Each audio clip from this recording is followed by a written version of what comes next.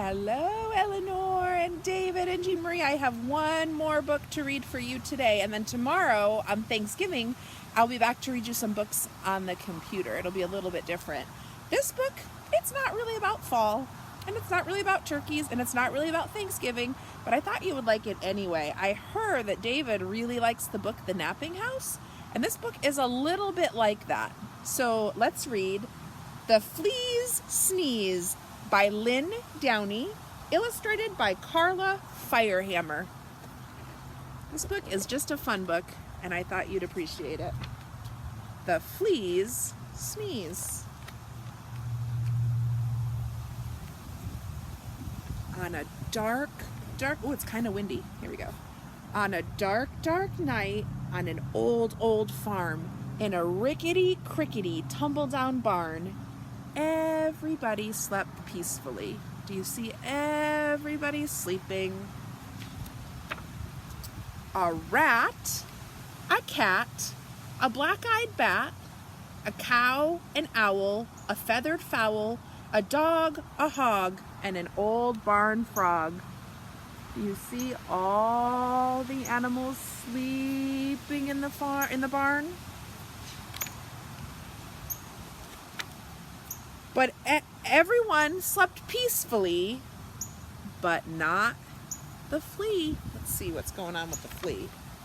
No one heard him cough. You see he's on top of the mouse.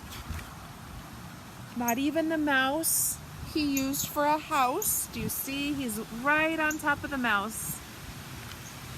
Or the rat, or the cat, or the black-eyed bat, or the cow, or the owl, or the feathered fowl, or the dog, or the hog, or the old barn frog. They all slept peacefully, but not the flea. No one heard him sniffle, sniffle. There he is, sniffling. Not even the mouse he used for a house, or the rat, or the cat, or the black-eyed bat, or the cow, or the owl, or the feathered fowl, or the dog, or the hog, or the old barn frog. No one heard him. There he is on the mouse, and there's the other animals sleeping. No one heard his garbled plea. Does Abby Bubby have a tissue for me? Look, he's rubbing his nose and he needs a tissue. Not even the mouse he used for a house. Let's see, where is the mouse? I can't find the mouse. Not even the mouse he used for a house, or the rat, or the cat, or the black-eyed bat. Oh, there he is. He's on top of the mouse's head. It's really hard to see him.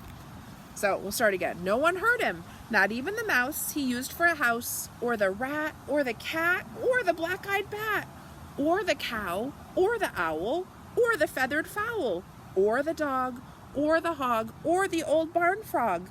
They all slept peacefully, but not the flea. Then suddenly, before he could cover his snoot, achoo! It scared the rat, who cried boo-hoo, and woke the cat, who hissed Mario. It baffled the bat, whose eyes turned blue, and confused the cow, who muttered moo, moo. It outraged the owl, who hollered hoo, hoo, hoo, hoo. It flustered the fowl, who crowed cock-a-doodle-doo. It daunted the dog, who barked woo, woo, and sprayed the hog, who screamed ew, and reminded the frog of his old nephew. But the mouse the flea used for a house kindly gave him a tissue.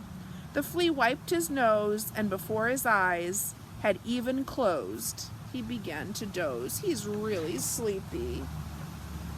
For all the rest of that night, for all the rest of that dark night on the old farm in the rickety-crickety tumble-down barn, everybody slept peacefully.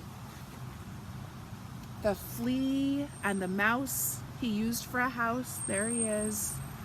The rat, the cat, the black-eyed bat, the cow, the owl, the feathered fowl, even the dog and the old barn frog. Everyone slept just like a log, except the hog. No one heard his garbled wheeze. I think I'm gonna sneeze. Uh-oh, he's gonna sneeze. That's the end, but what do you think's gonna happen when he sneezes? What's gonna happen to all the other animals? Oh goodness, it sounds like they're gonna have a long night. I'm sending you hugs and kisses and waves to Eleanor and David and Jean Marie from Oklahoma all the way to New York and to Maryland. I love you lots, and I'll be back tomorrow to read you some more books.